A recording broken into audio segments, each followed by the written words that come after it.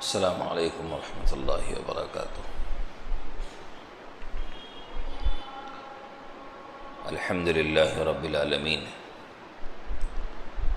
والصلاة والسلام علی سید الانبیاء والمرسلین وعلی آلہ واصحابہ اجمعین ومن تبعہم بإحسان الی یوم الدین، اما بعد، فقد قال النبی صلی اللہ علیہ وسلم: من تقول علی ما لم اقل فلیتبوأ مقعدہ من النار، او کما قال علیہ الصلاۃ والسلام۔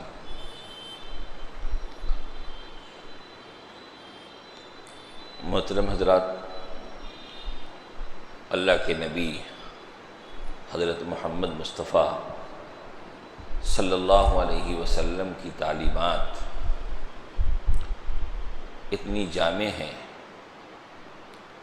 کہ ہر دور میں قیامت تک امت کو اس سے رہنمائی ملتی رہے گی۔ اسی لیے آپ صلی اللہ علیہ وسلم نے فرمایا: ترکت فیکم امرین لن تضلوا ما تمسکتم بہما، کہ دو چیزیں تمہارے درمیان میں چھوڑ کے جا رہا ہوں، جب تک تم مضبوطی کے ساتھ ان سے جڑے رہو گے گمراہ نہیں ہوگے۔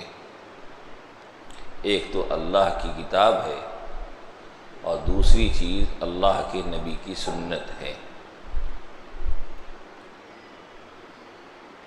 چنانچہ جب کبھی بھی جو حالات آتے ہیں اس کا حل ڈھونڈنے کے لیے قرآن سے رجوع کیا جاتا ہے اور احادیث کا مطالعہ کیا جاتا ہے، تو اس سلسلے میں واضح رہنمائی مل جاتی ہے۔ نبی اکرم صلی اللہ علیہ وسلم نے اپنے بعد کے جو حالات بتائے ہیں، خاص طور پہ وہ روایتیں جن میں آپ نے قیامت کی علامتوں کو بیان کیا ہے، اور آپ صلی اللہ علیہ وسلم کے بعد سے لے کر قیامت آنے تک مختلف زمانوں میں مختلف جو حالات پیش آئیں گے ان کی طرف جو آپ نے اشارہ کیا ہے، آج کے دور میں ان روایات کو سمجھنا اور ان روایات پر وسیع نظر ہونا بہت ضروری ہے۔ اس کی وجہ سے بہت سے فتنوں سے ہم محفوظ ہو سکتے ہیں، ورنہ بسا اوقات ہمارے سامنے کوئی ایسی بات آتی ہے کہ ہم اس غلط فہمی میں مبتلا ہو جاتے ہیں، کیونکہ اس سلسلے میں جو نبی اکرم صلی اللہ علیہ وسلم کی واضح اور تفصیلی ہدایات ہیں وہ ہماری نظروں میں نہیں ہوتی ہیں۔ اگر ان تمام باتوں پہ ہماری نظر ہو تو کبھی بھی ہم کسی غلط فہمی میں مبتلا نہیں ہو سکتے، اور آئندہ کیا حالات آنے والے ہیں یہ بتانا یہ اللہ کا کام ہے یا رسول اللہ صلی اللہ علیہ وسلم کا کام ہے۔ ہم اور آپ کسی چیز کو دیکھ کر کسی چیز کا ایسا مطلب بیان کریں جو مطلب قرآن و حدیث سے میل نہ کرتا ہو، اس سے ہم آہنگ نہ ہو، تو یہ رسول اللہ صلی اللہ علیہ وسلم کی طرف ایک غلط بات کی نسبت ہے۔ اسی لیے علماء نے لکھا ہے کہ احادیث کے معاملے میں یہ احتیاط ضروری ہے کہ جس طریقے سے کسی حدیث کو حدیث کہنے میں احتیاط ضروری ہے کہ وہ آقا کا فرمان ہے تو ہی ہم اسے حدیث کہہ سکتے ہیں، اور محدثین نے بہت احتیاط اور باریکی کے ساتھ اس کام کو کیا ہے کہ اسی بات کو، اسی لفظ کو منسوب کیا ہے آپ صلی اللہ علیہ وسلم کی طرف جس کے بارے میں یقین سے انہیں معلوم ہے کہ یہ آپ کی زبان مبارک سے نکلے ہوئے الفاظ ہیں، تاکہ کوئی بات آپ کی طرف غلط منسوب نہ ہو۔ کیونکہ نبی اکرم صلی اللہ علیہ وسلم کا ارشاد ہے کہ جس نے میری طرف کوئی ایسی بات منسوب کی جو میں نے نہیں کہی ہے وہ بات میں نے بتائی نہیں ہے، وہ بات میں نے کہی نہیں، لیکن وہ بات کو میری طرف منسوب کر رہا ہے۔ تو فرمایا کہ وہ اپنا ٹھکانہ جہنم میں تیار کر لے۔ تو جس طریقے سے کسی بات کو منسوب کرنے میں احتیاط ضروری ہے، ایسے ہی کسی حدیث کا مفہوم مصداق کی تعیین میں بھی یہ احتیاط ضروری ہے۔ ورنہ آج کل لوگ بہت سی مرتبہ چند باتوں کو لے کر دو تین تانے بانے جوڑتے ہوئے ایک دعویٰ کرتے ہیں اور اس کو کہتے ہیں بھئی یہ دیکھو یہ حدیث سے ثابت ہے۔ جو چیز مصداق نہیں ہے اس کو نبی صلی اللہ علیہ وسلم کے قول کا مصداق بنا دینا یہ بھی غلط ہے۔ مثال کے طور پر آج کل ذرا سا بھی کچھ ہوتا ہے تو لوگ کہتے ہیں کہ بس اب امام مہدی آنے والے ہیں، حضرت عیسیٰ کا نزول ہونے والا ہے، دجال آنے والا ہے۔ اس طرح کی چیزیں لوگوں میں، اور آج کل سوشل میڈیا پہ بہت تیزی کے ساتھ پھیلتی ہے۔ جب کرونا کا زمانہ آیا تھا تو بہت سے لوگوں نے حضرت امام مہدی کو اسی کرونا کے زمانے میں نکالنے کی کوشش کر دیا کہ یہ ان کے آنے کی تیاری ہے۔ اس طرح کی باتیں کرنا بالکل ان احادیث سے غفلت کی علامت ہے کہ جن کے بارے میں آپ صلی اللہ علیہ وسلم نے امام مہدی کے بارے میں، حضرت عیسیٰ علیہ السلام کے بارے میں یا دجال کے بارے میں جو تفصیلات آپ نے بتائی ہیں، اس کی نظر کسی انسان کی ان تفصیلات پہ نہ ہو تو ہی جا کے وہ اس طرح کی باتیں کر سکتا ہے۔ ورنہ آپ نے تو اتنی تفصیل کے ساتھ ساری باتیں بتا دی ہیں کہ ان باتوں کے جانتے ہوئے انسان اس طرح کی غلط فہمی میں مبتلا ہو ہی نہیں سکتا۔ مثال کے طور پر ایک صاحب نے مجھ سے کہا مولانا یہ بالکل ہی اس کا جو طواف رکا ہوا ہے اور خانہ کعبہ کے جو حالات ہیں یہ بالکل امام مہدی کے آنے کی تیاری ہے۔ تو میں نے کہا بھائی امام مہدی جب آئیں گے اس وقت تو لوگ ان کو مطاف میں ہی پہچانیں گے، طواف کرتے ہوئے پہچانیں گے، اور طواف کے بعد عشاء کی نماز ان کو پہچاننے کے بعد ان کے ہاتھ پر بیعت کرنے کے بعد لوگ مطاف میں عشاء کی نماز پڑھیں گے۔ عشاء کی نماز کے بعد ان کی تقریر ہوگی۔ تو اس سے کیا پتہ چلتا ہے کہ اس وقت مطاف آباد ہوگا، طواف کا سلسلہ جاری ہوگا، تبھی تو لوگ ان کو طواف کرنے کے دوران پہچانیں گے اللہ کے نیک بندے۔ تو طواف کا رکنا یہ ان کے ظاہر ہونے کی علامت نہیں ہے، کیونکہ آقا صلی اللہ علیہ وسلم نے بھی فرمایا کہ امام مہدی کے آنے سے پہلے کے جو حالات ہوں گے وہ سارے حالات پورے ہو چکے ہوں گے۔ تو جن کی نظر باریک ہے، جن کی نظر ان تمام چیزوں پر ہے، وہ ان چیزوں کو دیکھ کر کے امام مہدی کی تلاش میں ہوں گے کہ امام مہدی طواف کر رہے ہوں گے۔ ان کے سر پہ ایک بادل سایہ فگن ہوگا، اچانک دیکھیں گے تو وہ ان کے پاس جائیں گے اور کہیں گے کہ آپ مہدی ہیں، ہم آپ سے بیعت کرنا چاہتے ہیں۔ وہ دعویٰ خود نہیں کریں گے، امام مہدی خود اپنے مہدی ہونے کا دعویٰ نہیں کریں گے، بلکہ یہاں تک روایت میں ہے کہ خود ان کو بھی پہلے سے یہ بات خبر نہیں ہوگی کہ وہ مہدی جو ہیں وہ وہی ہیں۔ جب اللہ تعالیٰ ان کو ظاہر کرنا چاہیں گے اسی وقت ایک رات میں اللہ تعالیٰ ان کے اندر وہ تمام خوبیاں، وہ تمام کمالات جو ان کے اندر مطلوب ہیں اور اللہ کو ان سے جو کام لینا ہے، وہ تمام خوبیاں کمالات ان کے اندر اللہ پیدا کر دیں گے، اور وہ خود دعویٰ نہیں کریں گے بلکہ لوگ ان کو پہچان کر کے ان کے ہاتھ پر بیعت کریں گے۔ اس کے بعد جب بیعت کر رہے ہوں گے تو آواز آئے گی ھذا خلیفۃ اللہ المہدی فاتبعوہ، غیبی آواز ہوگی کہ یہ اللہ کے مہدی یہ اللہ کے خلیفہ مہدی ہیں، ان کی اتباع کرو۔ جب وہ خود دعویٰ نہیں کریں گے تو بہت پہلے، کئی سالوں پہلے کی بات ہے کہ ایک صاحب نے کہ ایک صاحب کے دوست نے مجھے ان سے ملاقات کرایا کہ ذرا کچھ آپ ان سے بات کیجئے، دینی باتیں کرنی ہیں ان سے۔ جمعہ کے بعد بیٹھے ان کے ساتھ، تقریباً آج سے 15-16 سال پہلے کی بات ہے۔ تو انہوں نے کہا کہ بھائی بات کچھ نہیں ہے، ہمارے دل میں ایسا خیال آتا ہے کہ آنے والا مہدی میں ہی ہوں۔ میں دعویٰ نہیں کر رہا ہوں، لیکن انہوں نے کہا کہ میرے دل میں ایسا خیال آتا ہے۔ تو میں نے کہا کہ یہ خیال آتا ہے، یہ خیال ہی ہے، حقیقت نہیں ہے، کیونکہ آپ یہاں پیدا ہوئے ہیں، اور جس مہدی کے آنے کے بارے میں احادیث میں ہے وہ مدینے میں پیدا ہوں گے۔ آپ دیکھ لیجئے کیا آپ میں یہ چیز فٹ ہو رہی ہے کہ نہیں ہو رہی ہے۔ وہ حضرت فاطمہ کی اولاد سے ہوں گے۔ دیکھ لیجیے یہ علامت آپ کے اندر ہے کہ نہیں ہے۔ یہاں پہ لکھا ہے کہ حسنی اور حسینی دونوں نسبتیں جمع ہوں گی ان کے اندر۔ یہ دیکھ لیجیے آپ کے اندر علامت ہے کہ نہیں ہے۔ اور ان کے دل میں ویسا پہلا خیال نہیں آئے گا، بلکہ وہ دعویٰ نہیں کریں گے، لوگ ان کو پہچانیں گے۔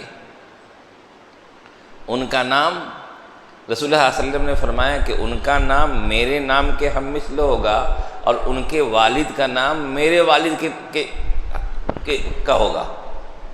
یواطئ اسمہ اسمی و اسم ابیہ اسم ابی۔ تو اب یہ دیکھ لیجئے کہ آپ کا نام کیا ہے اور آپ صلی اللہ علیہ وسلم کا نام کیا تھا۔ یہ ساری باتیں آپ صلی اللہ علیہ وسلم نے کیوں بتائی؟ تاکہ امت کو کوئی غلط فہمی نہ ہو، کہ ان کا نام اور ان کے والد کا نام وہی ہوگا جو آپ صلی اللہ علیہ وسلم کا اور آپ صلی اللہ علیہ وسلم کے والد ماجد کا ہے۔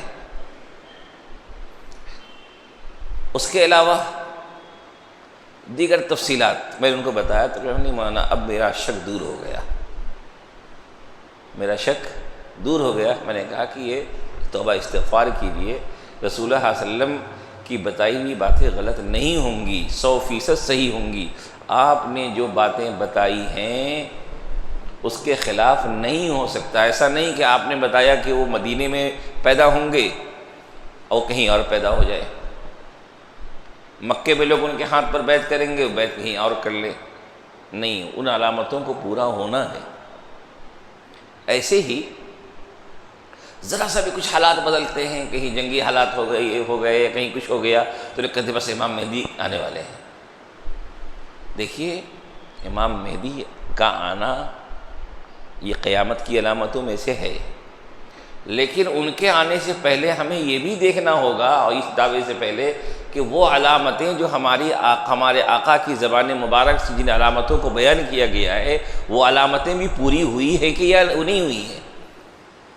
اب ایک صاحب کہنے لگے کہ بس مضمون آیا کہ 2-3 سال میں امام مہدی آ جائیں گے، بلکہ ایک صاحب تو 2027 میں قیامت لانے والے تھے، اخبار میں بھی آپ لوگوں نے پڑھا ہوگا۔ یہ ساری باتیں کیوں ہوتی ہیں؟ ان احادیث سے غفلت ہے، یا ان احادیث کا انکار ہے جس میں یہ ساری تفصیلات بیان کی گئی ہیں۔ اگر ان احادیث پر نظر ہوگی یا ان کو تسلیم کر رہا ہوگا انسان، تو اس طرح کی باتیں نہیں کر سکتا۔ ان کے آنا حق ہے، لیکن کب آئیں گے وہ اللہ کے علم میں ہے۔ البتہ ان کے آنے سے پہلے کی جو علامتیں بتائی گئی ہیں وہ علامتیں ضرور پوری ہوں گی۔ ان علامتوں میں سے کہا امام مہدی کے آنے سے پہلے، امام مہدی علیہ الرضوان کے آنے سے پہلے دریائے فرات خشک ہو جائے گا، اس سے سونے کا ایک پہاڑ ظاہر ہوگا۔ اس کو لینے کے لیے بڑی خطرناک جنگ ہوگی، اور اس جنگ میں ہر 100 میں 99 مارا جائے گا۔ نبی صلی اللہ علیہ وسلم نے اپنی امت سے کہا کہ تم اس کے لینے کے چکر میں مت پڑنا۔ دریائے فرات جو تقریباً 2940 کلومیٹر لمبی دریا ہے اور کافی بڑی دریا ہے، بعض جگہوں پہ اس کی چوڑائی 2000 میٹر تک ہے، بعض جگہوں پہ اس کی چوڑائی 200 میٹر تک ہے، اور کئی ملکوں سے یہ دریا گزرتی ہے۔ اس کو خشک ہو جائے، اس کے بعد اس سے سونے کا پہاڑ ظاہر ہو جائے۔ ابھی تو یہ علامتیں پوری نہیں ہوئی، اور اچانک 1 دن 2 دن 10 دن میں یہ چیز ہونے والی بھی نہیں ہے۔ ابھی بھی دریائے فرات آباد ہے، لیکن ایک وقت آئے گا کہ اس کو خشک ہونا ہے، اس علامت کو پورا ہونے کے بعد پھر جو حالات آئیں گے وہ آ جائیں گے۔ لیکن جب تک یہ علامتیں پوری نہیں ہوں گی، اس طرح کی باتیں کرنا کہ 2 سال میں 3 سال میں آنے والے ہیں، یہ ان احادیث پر نظر نہ ہونے کی علامت ہے۔ ہمارے آقا کا فرمان حق ہے، جو آپ نے فرمایا ہے وہ ہو کر رہے گا۔ اسی طریقے سے امام مہدی علیہ الرضوان کی آمد سے پہلے کی حالت یہ بیان کی گئی ہے حدیث میں کہ ان کے آنے سے پہلے مسلمان عیسائیوں کے ساتھ مل کر اپنے دشمن سے جنگ کریں گے اور فتح حاصل ہوگی، اور اس فتح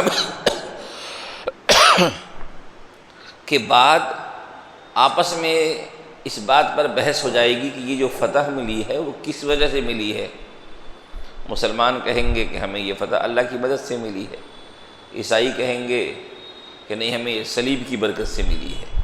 اسی بات کو لے کر کے بحث ہوگی، اب بحث خطرناک ہو جائے گی، اور بالآخر یہ اتحاد جو ہے وہ اتحاد ختم ہو جائے گا، اور اب ان کے درمیان جنگ ہوگی، اور اتنی خطرناک جنگ ہوگی کہ مسلمان بادشاہ مارا جائے گا، اور اس وقت عیسائیوں کی حکومت بہت دور تک پھیل جائے گی۔ نبی صلی اللہ علیہ وسلم نے فرمایا خیبر تک کا علاقہ اس کی زیر سلطنت آ جائے گا۔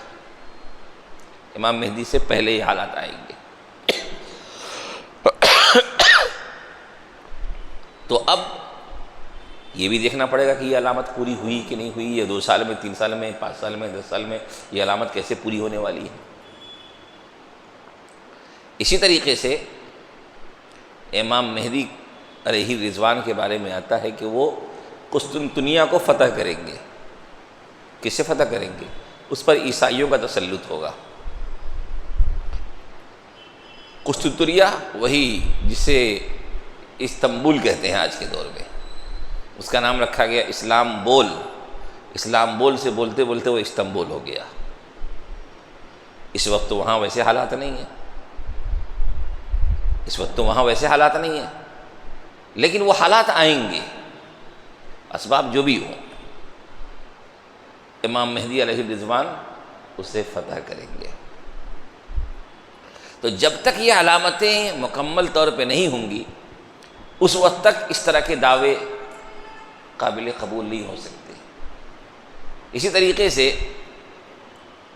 ایک صاحب نے دعویٰ کر دیا کہ امام مہدی علیہ الرضوان کی آمد بالکل قریب ہے، اسی لیے بڑے بڑے اولیاء کرام اور خاص طور پہ بعض بزرگوں کا نام لیتے ہوئے کہا کہ وہ لوگ ہر سال حرمین کو اسی لیے جاتے ہیں، ان کو تلاش کرنے جاتے ہیں۔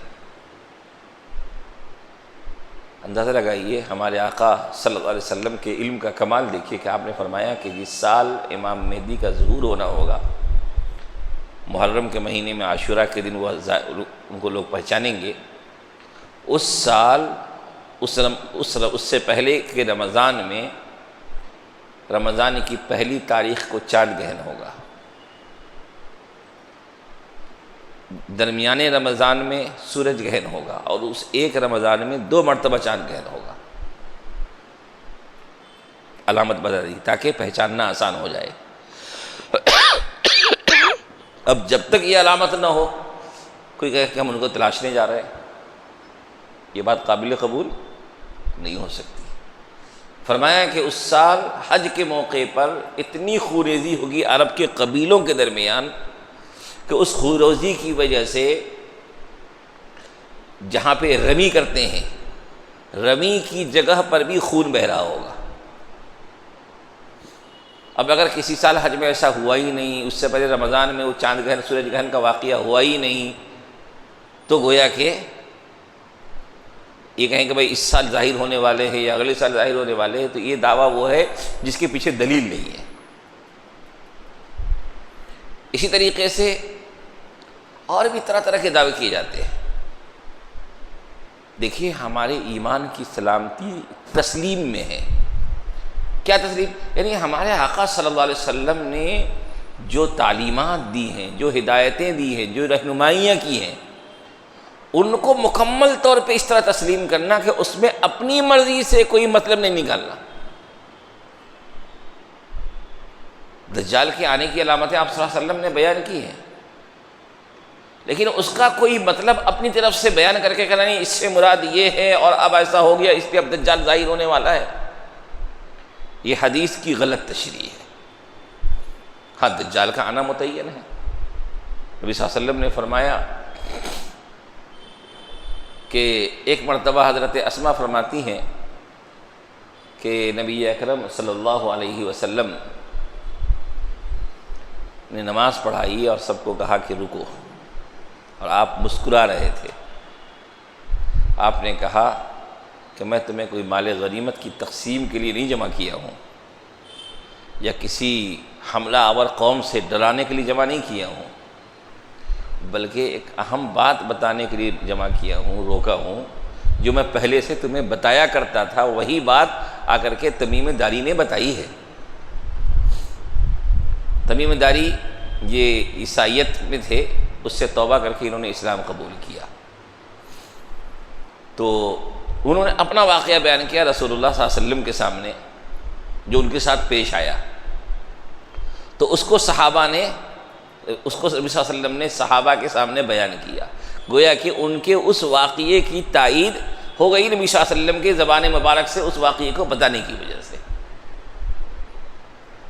کہا کہ یہ تمیم داری آئے ہیں، مسلمان ہوئے ہیں، اور ان کے ساتھ جو واقعہ ہوا ہے انہوں نے یہ بیان کیا ہے کہ یہ کسی سمندری سفر پہ تھے،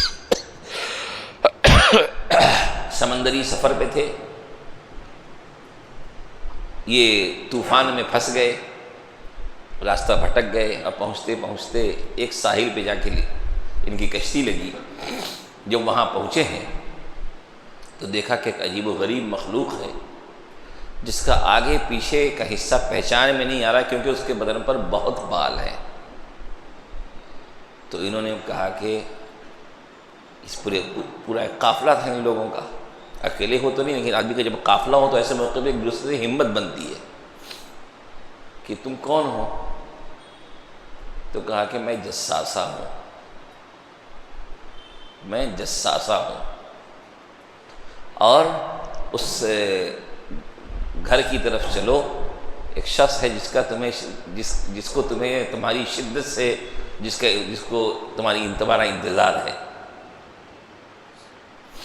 چنانچہ حضرات گئے، کہتے ہیں کہ ایک انسان کو دیکھا جو انتہائی عظیم الخلقت، دیو ہیکل اور مضبوط زنجیروں میں جکڑا ہوا ہے۔ تو انہوں نے پوچھا کہ تم کون ہو؟ تو انہوں نے کہا کہ میں اپنی خبر بتاؤں گا، لیکن پہلے تم اپنے بارے میں بتاؤ کہ تم لوگ کون ہو۔ کہا کہ ہم لوگ عرب کے لوگ ہیں، فلاں فلاں قبیلے کے لوگ ہیں، ہمارے ساتھ حادثہ ہوا، واقعہ ہوا کہ ہماری کشتی بھٹک گئی اور اس طریقے سے سمندر میں بھٹکتے بھٹکتے ہم یہاں تک پہنچے۔ کہا کہ یہ بتاؤ کہ نخل بیسان کا کیا حال ہے؟ نخلستان یعنی کھجور کا جو باغ ہوتا ہے اسے اردو میں نخلستان کہتے ہیں، اور عربی میں بھی اسے نخل کہتے ہیں، تو بیسان جگہ کا نام ہے۔ تو فرمایا کہ نخل بیسان کا جو نخلستان ہے اس کا کیا حال ہے؟ تو پوچھا کہ اس کے بارے میں کیا پوچھنا چاہتے ہو؟ کہا کہ اس میں پھل آتا ہے نہیں آتا ہے؟ کہا کہ بہت پھل آتے ہیں، بھی باغ ہے بہت بڑا، بہت پھل آتا ہے اس میں بھی۔ تو کہا کہ ایک وقت آئے گا کہ اس میں پھل نہیں آئیں گے، پھل آنا بند ہو جائے گا۔ اس موضوع پر تحقیق کرنے والوں نے لکھا ہے کہ ادھر تقریباً 25-30 سال سے وہ نخلستان آباد ہے، اس میں درخت لگے ہوئے ہیں، آج بھی لگے ہوئے ہیں، لیکن اس میں پھل نہیں آ رہے ہیں، اس میں پھل نہیں آ رہے ہیں، کھجور کی پیداوار اس میں نہیں ہو رہی ہے۔ یہ وہی فلسطین اور اردن وغیرہ کے علاقے میں ہے یہ باغ بہت بڑا۔ اس کے بعد پوچھا کہ یہ بتاؤ کہ بحیرہ طبریہ کا کیا حال ہے؟ اس میں پانی ہے کہ نہیں ہے؟ کہا بہت پانی ہے۔ کہا کہ ایک وقت آئے گا کہ اس میں پانی ختم ہو جائے گا، یہ بہت بڑی جھیل ہے اسی علاقے میں، فلسطین کے علاقے میں، اور اسرائیل وغیرہ کو بڑے پیمانے پہ پانی کی سپلائی اسی سے ہوتی ہے۔ آج بھی اس میں پانی ہے، لیکن اس میں پانی کی کمی آ رہی ہے، یہ علامت بھی ایک وقت پوری ہو جائے گی۔ پھر پوچھا کہ زغر کے چشمے کا کیا حال ہے؟ کہا اس میں بھی بہت پانی ہے، اس سے لوگ کھیتی باڑی کرتے ہیں، کہا کہ وہ بھی خشک ہو جائے گا۔ گویا کہ یہ ساری علامتیں جب پوری ہوں گی تب کہا کہ تم بتاؤ تم کون ہو؟ کہا کہ میں دجال ہوں، اور مجھے جب نکلنے کا وقت آئے گا، اجازت ملے گی تو میں نکلوں گا، اور پھر بتایا کہ میں اس طریقے سے پورے عالم میں پھیل جاؤں گا، وہاں ہر طرف میں جاؤں گا۔ نبی صلی اللہ علیہ وسلم نے فرمایا کہ دنیا کے چپے چپے میں وہ پہنچے گا، اس کی سواری گدھا ہوگی، لیکن وہ گدھا خاص قسم کا۔ فرمایا کہ وہ گدھا اتنا تیز رفتار ہوگا کہ ایک قدم یہاں تو اگلا قدم نظر کی انتہا پر، کہ جس طرح تم لوگ گھوڑوں پر تم لوگ ندی اور نہر کو پار کرتے ہو، وہ اس طرح اپنے اس گدھے پر سمندر کو پار کرے گا، اور اس کا کان اتنا بڑا ہوگا کہ اس کے کان کے نیچے 70 آدمی کھڑے ہو سکتے ہیں۔ اب بعض لوگ کہتے ہیں کہ بھائی اس سے تو ایسا تو نہیں ہو سکتا، تو اچھا اس سے مراد ہوائی جہاز ہے۔ یہ اختیار کس نے دیا؟ آپ صلی اللہ علیہ وسلم نے گدھا کا لفظ استعمال کیا ہے، تو وہ گدھا ہی ہوگا۔ اللہ تعالیٰ ویسا پیدا کر دیں گے، اللہ کی ذات سے کوئی بعید نہیں ہے۔ جب آپ صلی اللہ علیہ وسلم نے لفظ گدھا استعمال کیا ہے تو اب اس کا کوئی ایسا معنی بیان کرنا کہ نہیں اس سے مراد یہ ہے فلاں ہے، امت کے علماء نے کہا کہ نہیں، اس طرح کی تعویل تشریح درست نہیں ہے، وہ ایک بہت بڑا فتنہ ہوگا۔ اور امام مہدی کے بارے میں آتا ہے کہ امام مہدی قسطنطنیہ وغیرہ کو فتح کرنے کے بعد مسلمانوں کے درمیان مال غنیمت کی تقسیم ہو رہی ہوگی، تو اطلاع ملے گی ان کو کہ دجال ظاہر ہو گیا، تو وہ ان تمام چیزوں کو چھوڑ کر آگے بڑھیں گے مقابلے کے لیے، لیکن ایک قافلے کو آگے روانہ کریں گے خبر کی تحقیق کے لیے۔ نبی اکرم صلی اللہ علیہ وسلم نے فرمایا کہ وہ جو چھوٹا سا قافلہ جائے گا پہلے، میں اس قافلے کے جانے والوں کے نام، ان کے والد کا نام اور ان کے گھوڑوں کا رنگ جانتا ہوں۔